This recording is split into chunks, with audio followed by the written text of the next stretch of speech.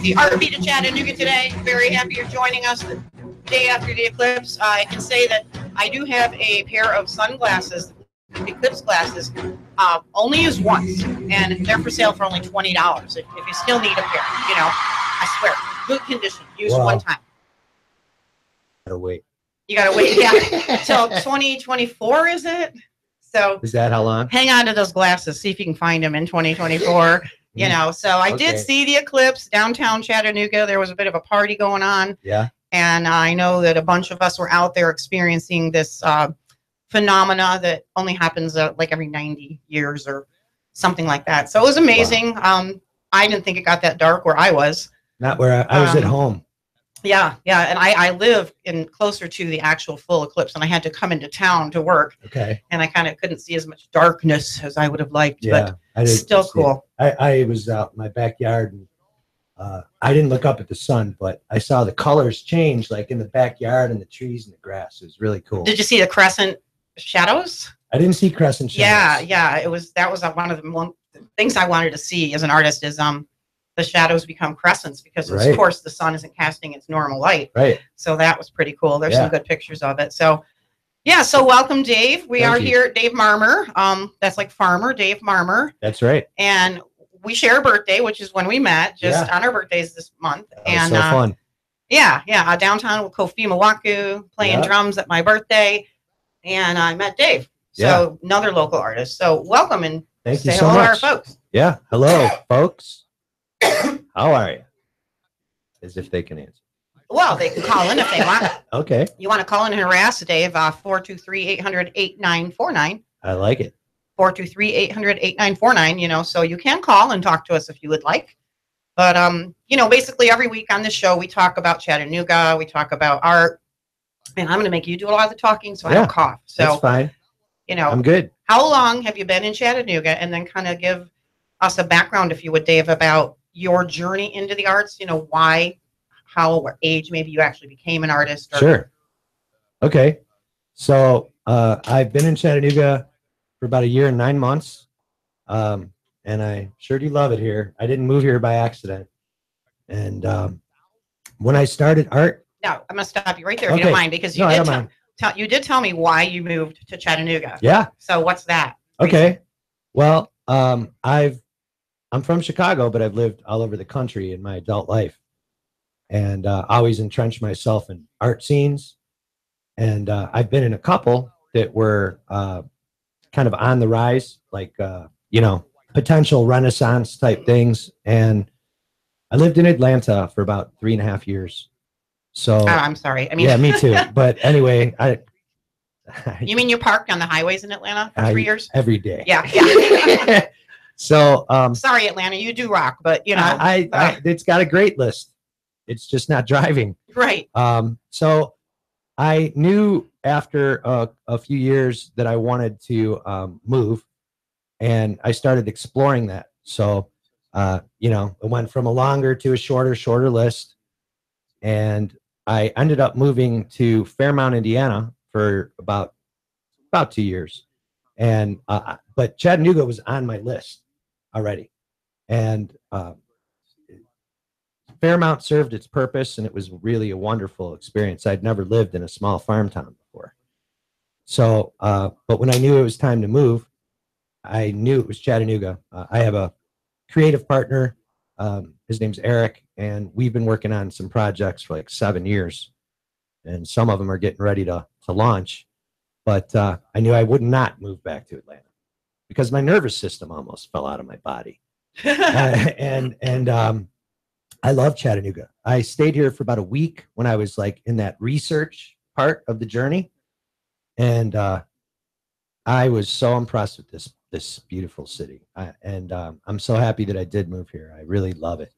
It does have a way of enchanting a person. It was a similar thing that brought me. I came here to see a family member that had moved here and ended up staying for 3 weeks, quitting 2 jobs, buying a car here that had never had salt all over it, and stayed ever since. So yeah, jewel of the South. This Chattanooga will do it to you, and you know, you just get enchanted with this beautiful city. Yep. So what I was saying is that you can almost feel it and smell when there's about to be an art scene that's about to pop. And, you know, I feel like the heat is under the pot and it's warming up and it's definitely going to boil. Like there is afoot a renaissance for sure. So I wanted to be part of it. I'm curious about that because I kind of coined that phrase and I'm sure that it's like the universal consciousness. Probably. And I didn't come up with those two words on my own, but that's my view of the artists in the scene in Chattanooga is we are a leader in the modern renaissance of art. And yeah, you know, I hear you say the same word and it's like, this is an idea that is growing. It's kind of ever present, don't you think? Yeah. Because you can visibly see it. And you know, for anybody who's been in a number of art scenes, you can tell when an art scene is going to die. You can tell when it's about to live. You can tell when it's stagnant.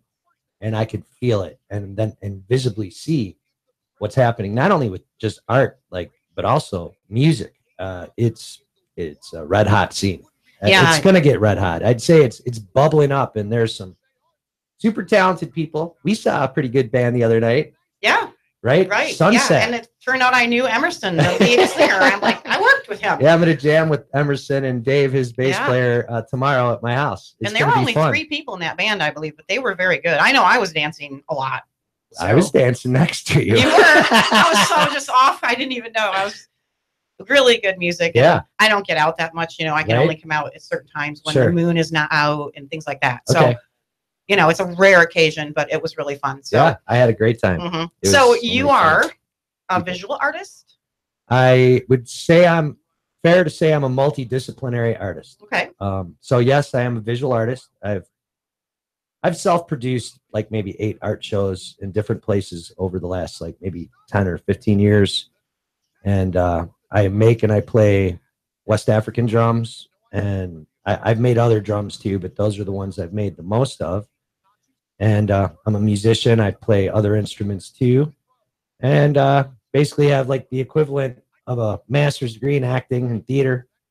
And my dad was an actor in Chicago, and I grew up on that too. So fun. I wanted to be an actress, you know, my whole life. And you'd be a good one. Life is kind of a stage, I guess, you know. Yeah, we're all the star of our own movie, and we just kind of keep going. All the world's a stage. Yes. So, and okay, so what type of visual art are you really doing at this point? Okay, well, I've been working on art minorly, like over the summer, and I have a bunch of different types of art that I've been working on for a while, but I'm going to finish a bunch of pieces that, you know, I have in the works. And once I do, I'm going to go into a phase of a specific type of art that I kind of fumbled onto, which is just, I'm obsessed with water. Okay. And so I interpret, you know, ideas of like water or anything. I'm not a scenic painter, and you could tell when you look at my work. But I did a couple paintings that had animals inside the waves, and so I'm gonna go with that and do a bunch of paintings of like animals and waves. Okay, so they're sort of incorporated in, or are they standing out as an animal in the true colors, or are they more spirit animals involved? More spirit animals. I mean, like an example of one that people could see if they go to Sisu Sauna, which is on Main Street. I've got about 5 pieces in there, and so if you walk into the back section where there's a bunch of the infrared saunas, you can see one painting. It's a parrot in a wave. And so there's an example. Okay. Sisu Sauna? Yep. Okay. They get a free plug. Go see Dave Marmer's work there. And you can also see mine at the Street Corner Market right now. And some of my series, I have different series as most artists do. Yeah. But I have some work there. Nice. Downtown myself I want to see it. And at Arts Build, I have 2 pieces. It's cool. But I'm excited about downtown because, like yourself, I love downtown. And anytime the two energies of art and Chattanooga combine into an artist's life, it's exciting. There's connections made. Yep. Sales. Yeah. You know? Well, I think that what I love hearing the story of what's happened in Chattanooga in the last 20 years. It's gone through a major transformation that is a pretty good example for a lot of other cities. They're turning into rust belts in this country. And like one of the things that attracted me here is that I think that Chattanooga is kind of an ambitious city. Like they even want to go to the next level, and arts and culture, they can't avoid that. Like that's really the next step, is they need the arts and culture to do what it's already doing. Right. I mean, the Hunter Museum stands out not only in our skyline, but in our history and our, society of Chattanooga. Right. So that's the exciting thing I see too, Dave, is the artists, artisans, including all the arts. Right.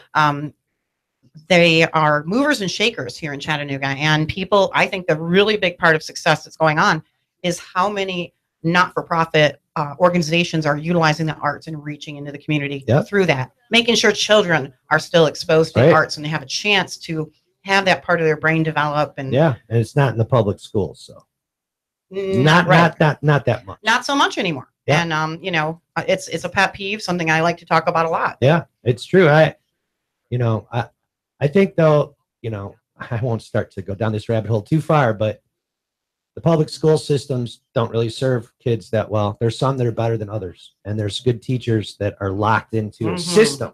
They can't get out of the system. And so, they've cut out things that are really important for development of kids, and art it's your right brain. They train kids to be corporate robots practically, and it's a shame, but that just puts it on other people to fill the gap, because you can't depend on school to raise your kids in totality anyway. Yeah, and that's the thing that I, have seen so much of here in Chattanooga with the arts, and I think that's part of why we're leading the modern renaissance. We're not all in this for ourselves or just for money. The artists here care about the community. Money. Well, what's that? I'd like some, but it's not easy. But I was lucky that because my dad was an actor, I got a firsthand look at what it really means to endeavor in any artistic thing. And, at the top of the food chain, you have the people that make the big money. Those are the ones on TV. But it doesn't represent most artists, Oh, right. I mean, modern artists getting into a museum, and it's really tough, actually. And every form of art, it's really tough to tap into money. And so it makes, I think that there's an attrition, like artists that are actually called to do it. They don't do it as like for fame and glory. They leave. And the artists that stick around and get to be 49 or older, like I'm 49, I'm taking the fifth on that. I'm not asking. Yeah. So I agree, Dave, that, so you are a multifaceted artist, and also you said you play several instruments. That's true. So what's the list there, and what's your favorite instrument to play? Okay. So I modify and I play bass guitars. And you want me to get it? I'll grab it. You keep talking. That's fine. So I modify and play bass guitars. I make and I play West African drums, and I'm working on other drums. That's the Bloody Shark. So I made it fretless, kind of inspired by Jaco Pastorius that did the same thing. And then I carved it and painted it. And that's the Bloody Shark. Yeah. It's lovely, lovely. Yeah. So is this your favorite instrument to play? I swear I love music. And so I'm better at some things than others, but so I play keyboards. I like to blow through a clarinet, but I would not call myself a clarinet player. That's a tough instrument. It's a cool one too. Yeah, but it's tough to get the reed and all that down. Oh, I got the reed down, but I don't know any of the notes. So that's why I could never sit in with like jazz guys unless they're like, let's go into outer space. Then I could do it. But so I play keyboards, clarinet, bass guitar, which is among my favorite. It's close to it. Most of what I've done on stage since I've been doing stuff with music is sing, my voice. Yeah, percussion leads into so many. It's a pretty wide road when you're playing percussion. And so that, and I mean, that's pretty much it. If I go into a place where I see other instruments, I'll pick them up and play around, and hopefully other musicians are forgiving, which a lot of them have been, when I just try and play it, Sure. Well, you never know. Nothing can happen if we don't make movement and effort in our life. Nothing will happen if we don't do anything. I love cello, even though I can't play it. I love the cello. That I is love it. Such a wonderful, beautiful instrument. Yeah, the Beatles used it really well. Yes, and other bands. Many others. I think Here Come the Mummies, did they have a cello? They had a lot of horns, saxophones. So that band, among all the members, between them all, they have 35 Grammys. Yeah, I saw Here Come the Mummies at Riverbend, and they're top level. They're not too many people can touch that level of musicianship. I was concerned because honestly, it was like 95, and there they are wrapped up in all this stuff. And I'm thinking they're going to jump right in the river at the end of this. Right? I mean, but amazing band, and glad they came to Chattanooga. And aren't they based in Nashville? I believe they are. I think so. I know it's a band that younger people follow, and I've just kind of latched onto them. So I'm still kind of figuring out. I just know that I really love their music. Well, my guess, their stage presence. Yeah, my guess is that they're not young, but that's why they do the mummy thing. I've been told it's because they're entrenched in the music industry, and they want to be anonymous. Interesting. Yeah, just like what was the name of that comic that had a bag over his head? The Unknown Comic. Yes. He used to be on the Gong Show. Yes. Yes. So all those great things, and so you've gone to Chattanooga year and a half-ish, a little bit more. A little more. And you've mentioned that you came here because you felt the explosion of art coming from this community. I didn't just feel it, I did, but I also saw it. And there is honestly so much talent around this whole region. It's pretty amazing. And what's cool is that it's very porous. It's really easy to interface with a number of different artists. People are very open to it, which is exciting. It's not like that everywhere. Some places are extremely cliquey. Chicago is very cliquey. Buffalo, New York, too. I saw very difficult to get into. Which band?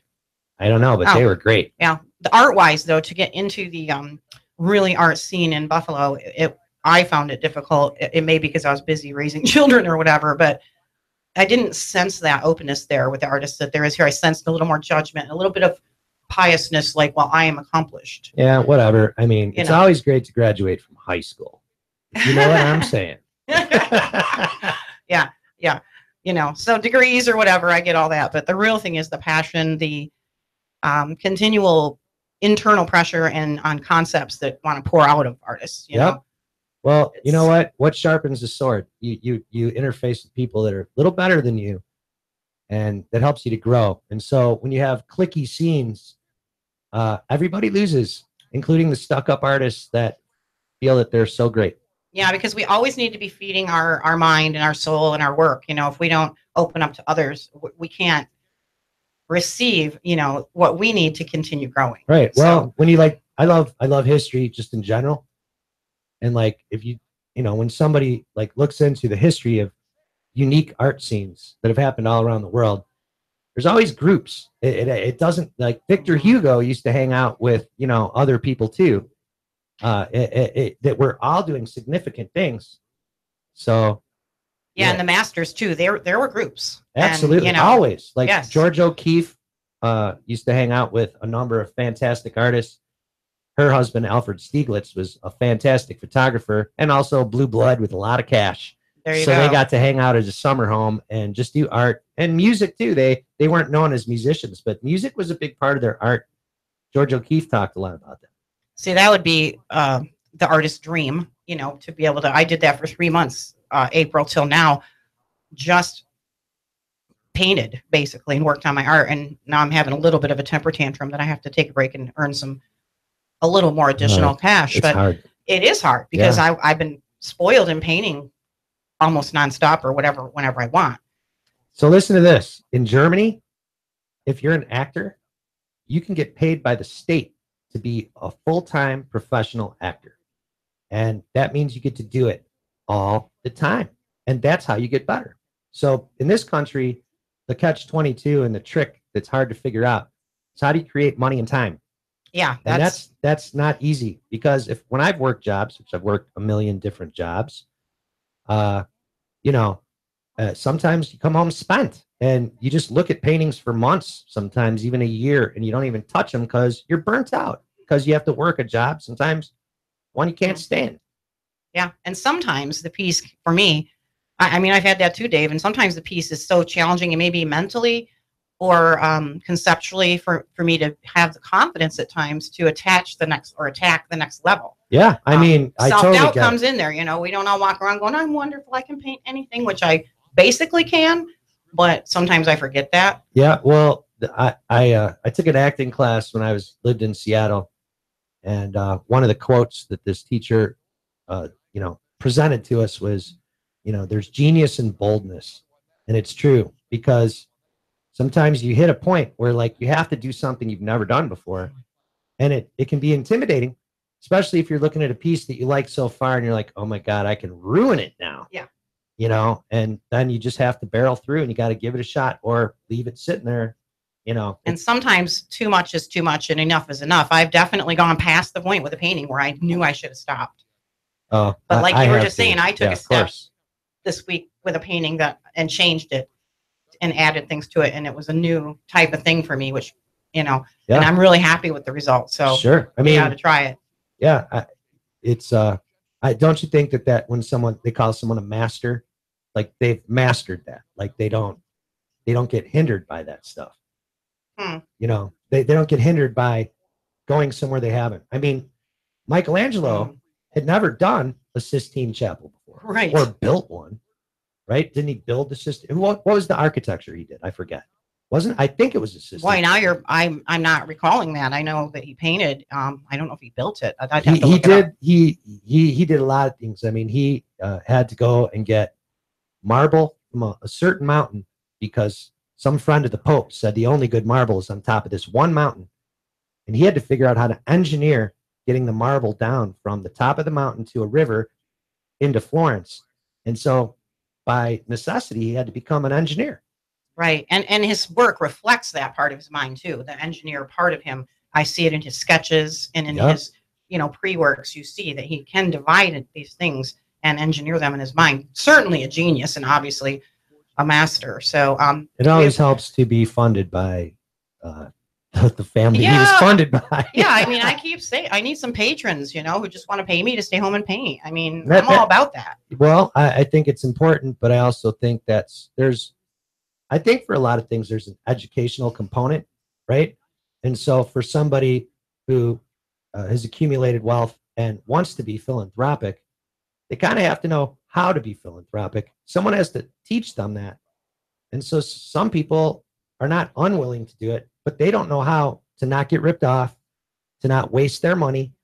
And they need somebody to create the bridge for them, Yeah, it does take a village, so to speak. I don't think many artists of any genre can arrive without building a group of people around you. So but that's the first half of our show. You're going to stay for the second half? Yeah, why not? Because otherwise they're stuck with me. All right, I'll do it. So we're going to be back. We're going to talk about the African drums that Dave Marmer makes as well. And we're going to continue talking about art. So I hope you'll return with us in a few minutes on the Art Beat of Chattanooga. Nooga Radio 92.7 FM, AM 1240. I'm Jillian Collins, your host, and I'll see you guys in just a few minutes.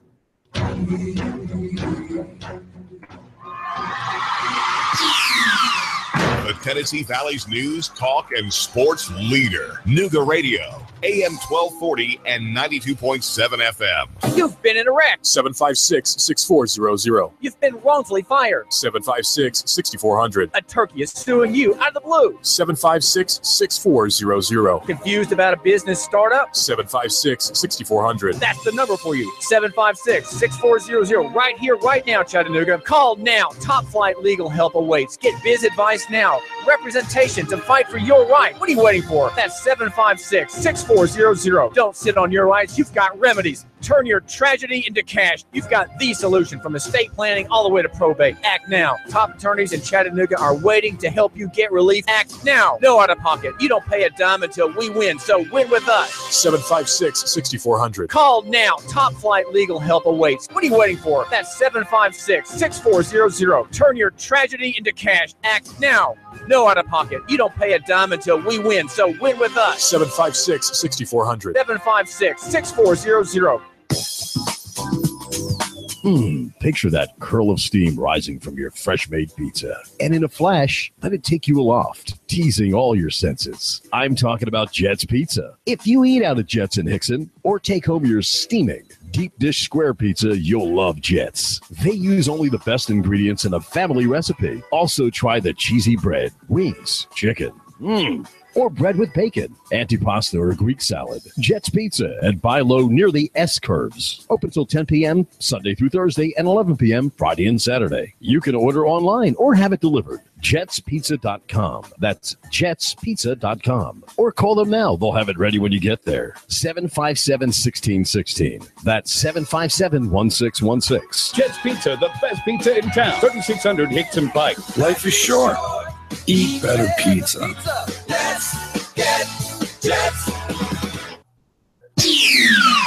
The Tennessee Valley's news, talk, and sports leader. Nooga Radio, AM 1240 and 92.7 FM. 3, 2, 1.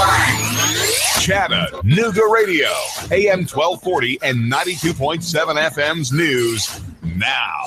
Gunshots rang out Monday night, and Shamiria Roberts, who's 31, was hit by the supersonic projectiles. She was taken to the hospital. The police established a crime scene on East 3rd Street after interviewing her, and the Violent Crimes Bureau is investigating.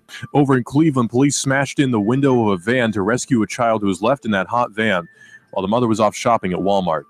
Spokesperson Evie West says the police paged the mother by the Walmart intercom. The mother told officers that she forgot her child was in the van when she went into the store. The police have reported the incident to the Department of Children's Services, and so far no charges have been filed. They're after it again. The local NAACP chapter here in Chattanooga wants a Confederate statue removed from in front of the Hamilton County Courthouse. Chapter President Dr. Eleanor Woods says she doesn't want to erase history. She just wants to put the statues where they belong, which she says is in a museum. Russell Stroud, Nooga Radio News, now. In-depth traffic, news, and information. Mornings on Nooga Radio, AM 1240 and 92.7 FM.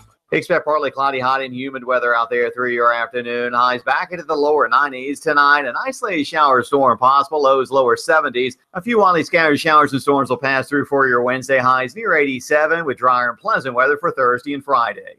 This forecast is brought to you by Hamilton Medical Center, featuring their Neurosurgery and Spine Center, open in Calhoun, Georgia. Stop putting up with back pain. For an appointment, 706-529-9041. And I'm Swarm Machine 12 Chief Meteorologist Patrick Orr. On Nooga Radio, AM 1240 and 92.7 FM. The Tennessee Valley's news, talk, and sports leader. Nooga Radio, AM 1240 and 92.7 FM.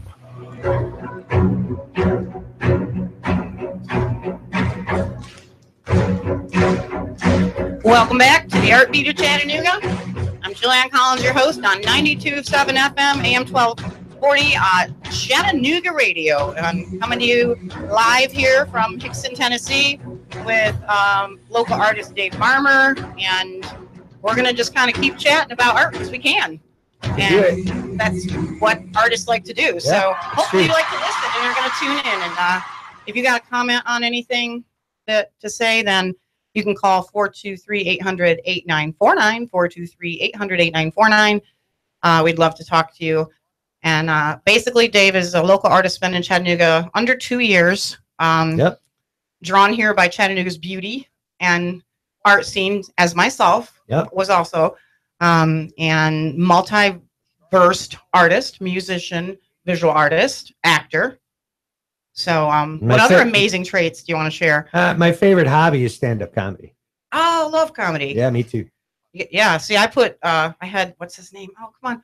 I always draw a blank on it, but I had a comedian on here and I put him on the spot, you know, like, we'll do something tell a funny. Joke? Yeah, and he's like, you know. It's the worst thing. Yeah. It sucks when people do that. It's like, the chicken, why did the chicken cross the road? No, I usually just, when someone says, Donnie Marsh. Be funny, I say no. Yeah. I say I won't.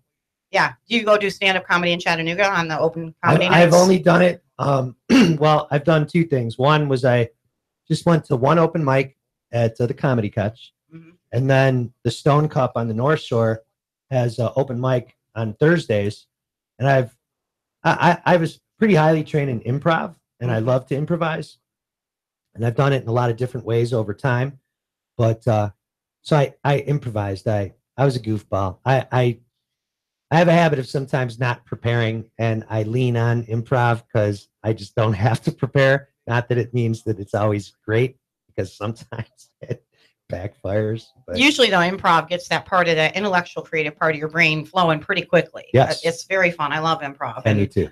I'm not trained in it, but I love it. Well, some people have a knack for any, different things. Like, I don't have a knack for accounting. You don't want me to do your books. Right. That's that right brain thing. I'm heavy right brain. I even had a brain map done when I was a kid, and there were some black holes on the left side.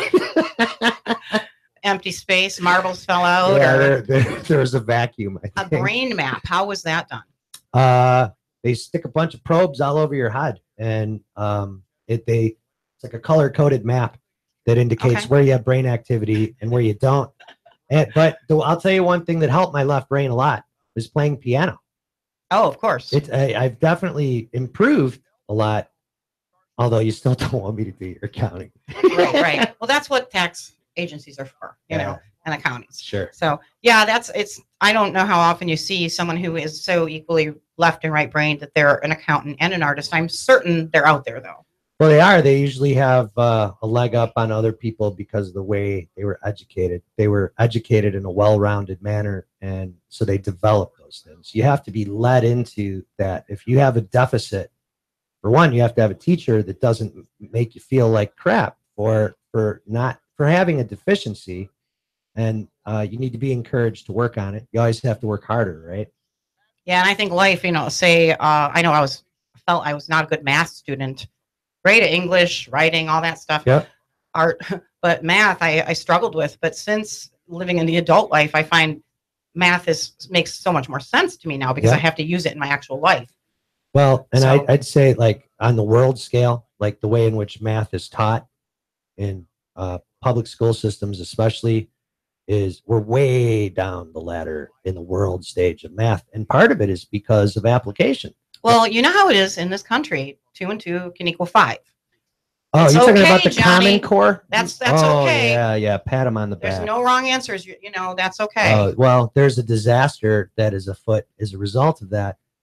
I saw a video of a teacher at Harvard that was trying to have a discussion with a bunch of students that were taught like that. And they were whiny crybabies, and there was no discussion, and they looked like they were 4 years old at Harvard. And they just were like blank on the discussion part of things? No, I mean, so cognitive dissonance is a huge problem. Like when somebody hears one word and they put up a wall, and then they just like call you names and bark and scream, kind of like what Facebook was during the election cycle. There was no discussions to be had. It was pathetic. And that's not talking about either candidate. It's talking about the level of the average person's ability to be curious about somebody with a different point of view. Like, that's important.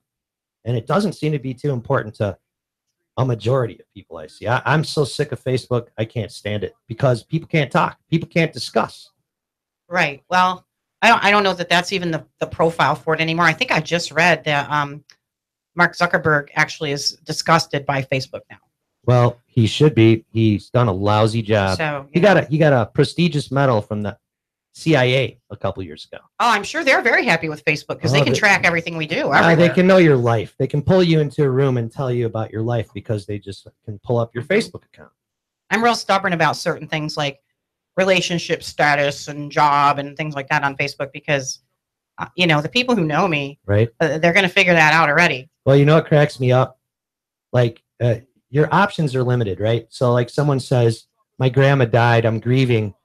And people press like. Yeah. They mean to say that they're feeling for you, but supporting you. But they got to press like. Well, you can press tears. Whatever. Yeah. So let's breach or broach this subject that we kind of brought up, that you brought up during the break, Dave, is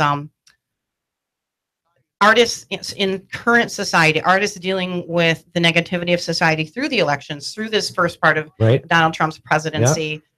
I am impressed that they are at least calling him President Trump, because he is. That's the office it deserves. Not about the person, but the office of president deserves support and respect. Now, if the president's doing a bad job, it should be called out. He or she should be called out on that. But to this, it's really funny. Okay, so in the last debate. See, now I got him telling a joke. No, unfortunately, this is not a joke. It's ironic. but in the last debate that they had for the presidential cycle, they asked President Trump, if he lost, will he stand down? And he didn't answer. But so he wins the election, and what happens? The left goes ape crap and jumps all over and never lets up on this attack. And when I'm not talking about like or dislike, I'm not defending this man. I'm just saying that the office of president has been disrespected on a level that makes this country an embarrassment to the world. And it's not about the president, who embarrasses us like every day, but the people. And I'm sick of it. I've had enough. Like, people need to start to grow big man pants and big girl pants. Put on your big boy pants. Yeah. So as far as relating into art, I know my friend Morris Mitchell, who I consider a modern master of arts. He's amazing. He's 81 years old. Cool. He's been a professor, and he's a serious producer of work still at 81, with many obstacles to overcome. Right. But he has, I can't always see it immediately because, artists' brains work in a different way, but he works with political ideas in his pieces. Yeah. Diego Rivera is another good one. Yeah. And sometimes it may not be totally obvious to the viewer. Right. So, but his work is influenced by like the current state of affairs, right? Yeah. So like some of the masters and the representations of society of the past, it would be, my brain is stimulated now that we talked about this. So what if we painted pictures of the actual gathering or different things that are going on, or relay? I'm sure artists are doing this, like painting images of Trump and then ideas that are going on and conflicts. So I think that that's awesome when that stuff's displayed. Unfortunately, we get like through the media, which I'm not going to get started. I won't do it because I want not to give you a quaalude. Oh, come on. This we're a patriot station. We're all about conspiracy theory. I mean, I can't say that for the whole station. Sure? But no, we don't want to go there. No, I got a lot to say, but it doesn't matter. Like more about how it's going to relate to art. Yeah. And if you've seen arts in Chattanooga yet, if you've seen artists respond to society by representing the political climate in this nation. So I'll give you an example of one that was really put on full blast, of course, but it's something that I don't think should have not happened because it was an expression of a thought, which Kathy Griffin, the comedian, she held up a beheaded Trump, and she caught it, but caught a lot of consequences for it. But at the same time, she did it. She has the right to do that too, because she's expressing the way she feels from her wackadoodle point of view, which she has the right to. She's from Oak Park, where I'm from too, and whatever. I don't know her, but she has the right to do that. And so that was an artistic expression of her feelings and her thoughts from the Hollywood system, which, whatever. I don't want to talk about the Hollywood. Please, let's not. Well, the film industry is an art, but again, very corrupted. There's agendas, I mean, it's not an actor's fault that they want to feed their kids, and that in order to, do that, they have to be on really stupid shows. It's not their fault. They need to feed their kids. Because who wants the shows? Who drives the production aspect? It's the numbers. Culture. Yeah, culture calls it out, right?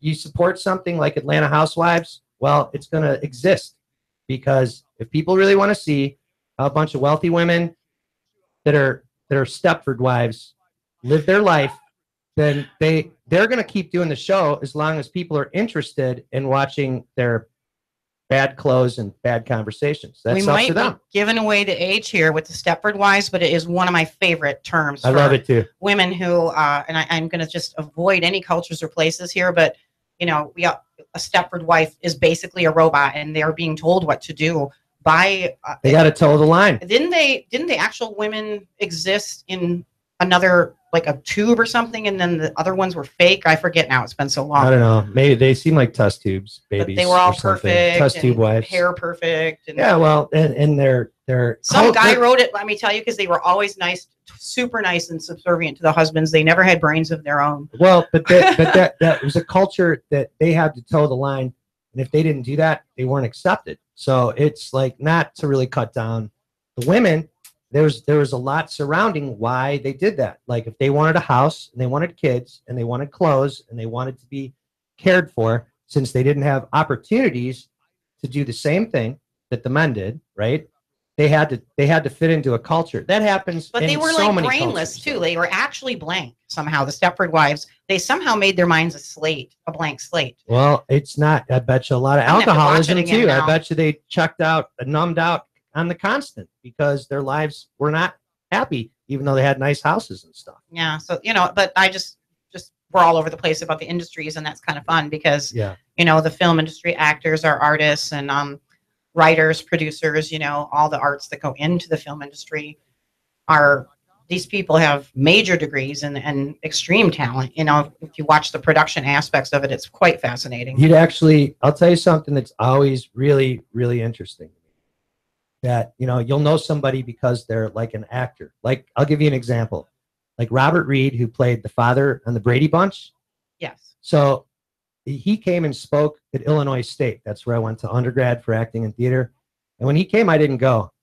And my friends were like, why not? I'm like, I don't want to listen to the father of the Brady Bunch talk. Tell me how to act. The guy's terrible. Well, I'll tell you what I didn't know. He was considered one of the best Shakespearean actors in the whole world. And he needed a job. So he got a job that paid him good money, but he wasn't the person he was portraying. And yet we sometimes perceive an actor is actually that way. Well, he was gay as a $3 bill. He would have never had kids. He never did, which is fine. But he took on a role as an actor, and it was in a sitcom, which is a format, right? And it's a format that I like some of the Brady Bunch episodes, to be honest. Marsha. I barely remember them. Pork chops and applesauce. Yeah, I don't really remember them that much, but yeah, I used to watch it with my buddy Phil and Barney. So we'd make fun of it. It was fun. So you're jamming tomorrow, you said, with some friends? Oh, well, with Emerson and the bass player from that band, they're coming over to my house, and that's awesome. We're gonna work out some ideas.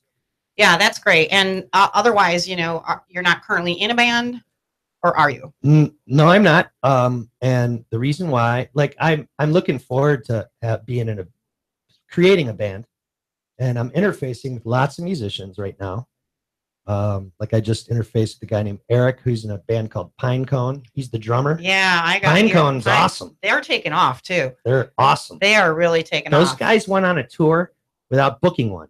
They just got in their magic bus and went across the country and created it as they went. That is courage. That is boldness. They came back from that tour. They tightened up so much. They blew my mind. They were good before they left, and they were so much better when they came back. So, yeah, that's part of that scene that I'm talking about, because there's other bands that I haven't even seen yet that are awesome. And so, to answer your question, though, about like a band or whatever, I'm working on, it's kind of like, for lack of a better word, rock opera. Maybe disco opera is better, because it's called Disco Helicopter. Okay. And so it's going to be very theatrically based. And so, I will be interfacing with a number of musicians once Disco Helicopter gets a little grounded. Helicopter. That's very interesting. So, yeah, but, and that's part of the thing about having guests, Dave, on the show is I haven't arrived. I'm not one of the well-known artists in Chattanooga. My work is quite different than a lot of work I see here. And, the culture of the young people, the millennials, which neither of us are part of that, but they're a beautiful culture that gets a bad rap, and I'm kind of tired of hearing it. I love these. So Emerson, Dave, Eric from Pinecone, they all fit in the category of millennial. A number of my other friends fit in that category. And I mean, I've interfaced with some awesome people that are in that age group, and that's social engineering. That's They do the get a bad generation rap. gap thing. It's been happening for 50, 60 years to divide age groups. Like, I don't want to just hang out with my age. For God's sake, some people have settled into boring lives and they've lost their soul, and so they don't have heart. And I'm not talking about everybody my age, of course, but I'm just saying that, like, my life is spiced up by hanging out with a lot of millennials, including old people, little kids. Like, it's good to interface with other age groups. Yeah, and I agree with you about the millennials getting a bad rap, and They get a terrible rap. Get like they're lazy or something. And they're lazy. They got $100,000 loans to pay back, and they can't get a job. Like, that sucks. Would that make you a little bitter? But they're starting things. They're beginning things. They're opening galleries. They're creating music venues, and they're giving into society through volunteerism. They care. They care. And you know what? So we're talking about a huge group. And when you talk about a huge group, it's got everything. It's got the good, bad, and the ugly, right? But they seem to like make the ugly pervasive to all of them. And, and then the result is people in our age range and older have this bitterness towards an age group that is struggling to figure out how to work in a broken system. What the hell? Yeah. By the time you get out of school, whatever you've studied is already outdated. And, the division part, though, like such society does, I think, try to create that. And, we've all read Animal Farm and things like that. Right. Yeah. I love that book. I saw a great play in Chicago, Animal Farm. Oh, yeah. When I was a kid. But in society nowadays, there is a gap created by technology. My mother lived in a whitewashed shack and wore cotton gingham dresses, and now she lives in this world. Right. And so there is also a gap created simply by our experiences are so different. Well, I think a lot of people have been led into talk about leading the witness. A lot of people have been led into believing that they're having relationships with people on a computer. And you know what? You can't hug somebody on the computer, can you? No. A great point there, Dave, because as we were talking about Emerson and some of my other friends that are in that millennial generation, I can tell you I've received the warmest greetings, the most hugs and smiles and support that way from these younger people than anyone else I meet. They have a smile. They make you feel like you're special. Well, I've gotten hugs from, like, there's a buddy of mine at the Stone Cup. His name's Uda. He's in his 80s. I love talking to Uda. He's awesome. He's got such a wealth of life experience. So he gives me hugs when we're done talking. Now, you said you have a painting at the Stone Cup also. Is that correct? Yeah, at the Stone Cup, Conga, I have one, and I have one at Stone Cup. So, and I have a conceived idea that God bless, I have to follow through. I want to follow through. I sometimes struggle for balance, but Local Juice, which is on the corner of the same block, I have a concept of like 10 paintings. And, discipline. Well, that's get busy. Come on. Discipline. It's discipline, and I'm working on it. And God love everybody that struggles with my silly butt. It can be difficult to continue pressing through those series, and rejection is a big part of fear and a big part of what can hold back artists. I've overcome that one. You have? Oh, yes. How? Can you share that grain with everybody? Because, wow. Okay. Well, for one, I love to listen to people who have achieved what I want to achieve. And as an example, I was part of, I guess I'm considered part of, it's called Soul Kitchen. It's a songwriter's workshop. And Vince Depardieu, who's written hit songs for people and in and of his own right is an amazing artist who created this forum to teach young people who want to get into the music industry the nuts and bolts of it. He and there's a list of other people too that they always say, you want to climb the mountain, there's a point where you have to not care what people think. And so when I hear that from somebody like Vince, I'm like, it's got to be true because he climbed the mountain. And so, not to mention, I'm working on this, by the way, but I have a habit of being fairly rebellious in the past, especially, but I don't think that's the way of life. Like, there's problems that come from that. But Definitely. So I've kind of had the F you attitude about a lot of people, but it blocked my progress too in many ways until I started to realize that it's not the way. It's not the master's path. We put negativity out, we get negativity back. Sometimes in spades. Mostly, yeah. Sometimes in spades. So, but I've experienced, especially in this area with my nude series, very little willingness so far, no willingness to have it hanging in the Chattanooga galleries in the South and North Shore. So far, I haven't submitted to every gallery, but you know, even if I talk to, you know, and this was like on my hobby horse last week. I went to a local gallery on Fraser, and at the door of the show, okay, when you walk in, caution, this exhibit contains nudes. Yeah, but you know what would happen in Chicago if you were a pro-Republican artist, a series of paintings in a gallery like in Wicker Park, they'd burn it down. So, you know, because it's such a democratic stronghold there. So that would be the same problem with a different arena, right? Well, they better put a sign on when you enter Chattanooga up then, because when you come into this city, you're going to see some statues and they're going to have some parts, and they're all over the city at the Hunter Museum. Why then in a gallery would works of nudes be shied away from? We're in the Bible Belt. I know, but we're going to change this because this is the modern Renaissance. So that's true. And I think that sometimes it doesn't come with just like a fight or like pushback. Sometimes it comes with the educational component. Like, you know, if you want to go see the David, you know, Michelangelo's masterpiece that he did when he was 26 years old, he's got a penis that you can see it. You can see that online. Oh, I'm sorry. I'm going to get in trouble. Anyway, I'm sorry. So, you know, pet peeve right there about that. So, well, Dave Marmer, local artist, really a pleasure having you on the Art Beat of Chattanooga. Yeah, it's fun. Do you have a website? Oh, God, I didn't know that this was going to happen so fast. So I have a Facebook, which is like my personal Facebook, David L. Marmer. And so people can, I got to get another, I have to revamp that. Hopefully when I get all those ducks in a row.